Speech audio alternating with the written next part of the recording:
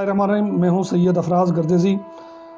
एक अहम मसला भाग का जिसमें बेनज़ीर इनकम सपोर्ट प्रोग्राम के तहत जो रिटेलर थे उनकी तरफ से अदायगियों में अदम तवाज़न देखने में आया। डिप्टी कमिश्नर बाग अब्दुल हमीद कियानी के पास एक रिपोर्ट आती है, एक इंक्वायरी के लिए केस आता है जिस पर डीएसपी सरदार शफीक खान को मामूर किया गया और एक जो साइला थी उसकी दरख्वास्त पर यह काम करते हुए उस वक्त एक रिटेलर को हिरासत में ले लिया गया कि जब उसने कंप्लेन के बाद उस मुतासरा खातून को टेलीफ़ोन की और 21,000 रुपये की रकम में से जो बकाया रकम 8,000 रुपये थे उसको बगैर अंगूठा लगाए उसके हवाले कर दी। इस हवाले से जब खातून से पूछा गया तो उसका कहना यह था कि जब मुझे मैसेज आया, मैसेज के बाद मैं पैसे लेने गई तो मुझे 12,000 रुपये अदा कर दिए गए और कहा गया कि बाकी अभी मैसेज हमें नहीं आया। इस हवाले से खातून क्या कहती है ज़रा देखिए। जी, आपको कितने पैसे मिले थे बीआईएसपी की तरफ से? बीआईएसपी की तरफ से मेरा 21,000 आया था, जिससे मुझे सिर्फ 12,000 इन लोगों ने दिए। जब मैंने इनको बोला कि मेरे बकाया के पैसे भी हैं तो इन लोगों ने मुझे यही कहा कि अभी आपके पैसे नहीं आए हुए, जब आएंगे तो हम आपसे रब्ता कर लेंगे, आप अपना नंबर लिखवा दें। मैं इनको अपना नंबर लिखवा के चली गई। फिर इनकी तरफ से फिर कोई जवाब नहीं मिला। फिर उसके बाद मैंने डीसी साहब से रब्ता किया। डीसी साहब ने फिर इंक्वायरी शुरू करवाई। उन्होंने डीएसपी साहब के पास भेजा मुझे।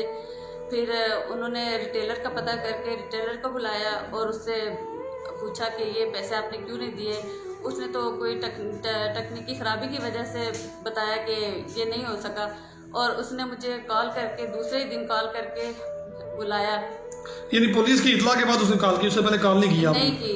जब डीएसपी साहब ने इंक्वायरी शुरू की, उसको बुलाया तो उस दूसरे दिन उसकी कॉल आई मुझे कि मैडम आप अपने आके पैसे ले जाएं। अच्छा, उसके लिए उन्होंने कोई बायोमेट्रिक दोबारा आपसे अंगूठा लगवाया था? नहीं। फिर डीएसपी साहब मुझे अपने साथ लेके गए, अपने कारिंदों के साथ गए वो मुझे लेके।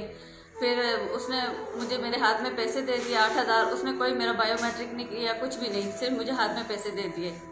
डीएसपी सरदार शफीक से जब इस हवाले से पूछा गया तो उनका कहना था कि डीएसपी साहब, ये मसला क्या है? आपने आज इस खातून को पैसे लेके दिए हैं तो ये जो लोग हैं इनको 20,000 के बजाय 12,000 दिया गया और आज पुलिस को इन्वॉल्व होना पड़ा। क्या समझते हैं इसके पीछे क्या चीज़ है? बिस्मिल्लाहिर्रहमानिर्रहीम। ये कल 2 दिन पहले मुझे डिप्टी कमिश्नर साहब ने एक खातून और उसकी एप्लीकेशन मुझे मार के उन्होंने कहा इसको इंक्वायरी करें और इस खातून के को पैसे खाए हुए।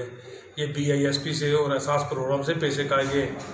20,000 रुपये लोगों के आए, ख़वातीन मर्द जन के आए और तो उन्होंने 8-10,000 रुपये देकर बाकी को इनको रखा कर भेज दिया है।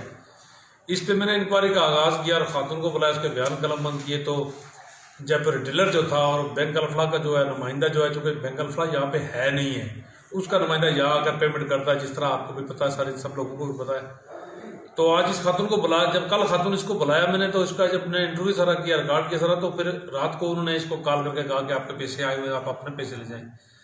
आज फिर इसने इतला दी डी साहब को कि वो कह रहे हैं कि आकर अपने पैसे ले जाएं, जिस पर मैं गया और मेरे साथ मुलाजमान भी थे, खातून को भी साथ लेकर गए और फिर जाकर वो उन्होंने बगैर बायोमेट्रिक के इन्होंने आज इसको पैसे दिए। इससे ये तो बात क्लियर होगी कि इन्होंने इस तरह के पता नहीं न जाने कितने लोगों के साथ पैसे इस तरह का धोखाधड़ी फ्रॉड किया होगा। डीएसपी साहब, आप एक चूँकि अच्छे इन्वेस्टिगेशन ऑफिसर भी हैं, तो आप क्या समझते हैं ये डस्ट केस है तो इसके पीछे कितने मजीद लोग ऐसे होंगे जिनके साथ ऐसा ही किया गया होगा? देखिए, इसे तो बेशुमार शिकायत है, लोग कहते हैं।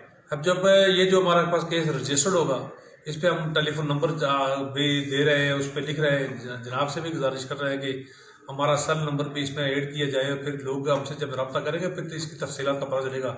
ऐसे तो हमारे पास बेशुमार सैकड़ों किस्म के लोगों ने जुबानी और इस तरह की बातें कही हैं, फलां के खा गए, फलां के खाए। अभी तो ये कहा है जब ये हमारा सेल नंबर जाएगा, ये सोशल मीडिया पर जब ये बातें जाएगी तो फिर क्लियर हो जाएगा कि कितने लोग रुजू करते हैं, कितने लोगों के खाए गए। जो रिटेलर इसमें पुलिस की हिरासत में लाए गए, जब उनसे पूछा गया तो उनका कहना यह था कि जो अल-फलाह बैंक की तरफ से हमें मैसेज नहीं आता, जिसकी वजह से ये मिसअंडरस्टैंडिंग होती है।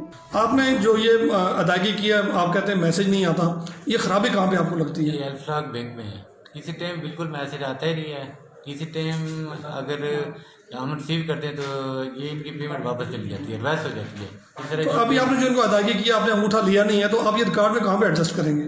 हमने स्टेट में मंगवाई थी शाम को, तो जो हमारा डेटा था वो आर्मी वाले ले गए थे, इस वजह से इनका मोबाइल मिला नहीं था, वरना उसी दिन ही हो जाती थी।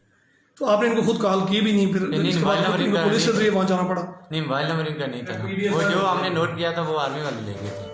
जी, तो आपने ये देखा कि किस तरह जो लोग हैं जो बेनज़ीर इनकम सपोर्ट प्रोग्राम के बेनिफिशरीज़ हैं, इस तरह का एक मनज़्ज़म काम था और इसमें इतलात ये हैं कि मुबैना तौर पे इसमें जो रिटेलर्स हैं और जो बैंक हैं के जो मुतल्लिक़ लोग हैं उनकी इसमें दोनों की गफलत पाई जाती है।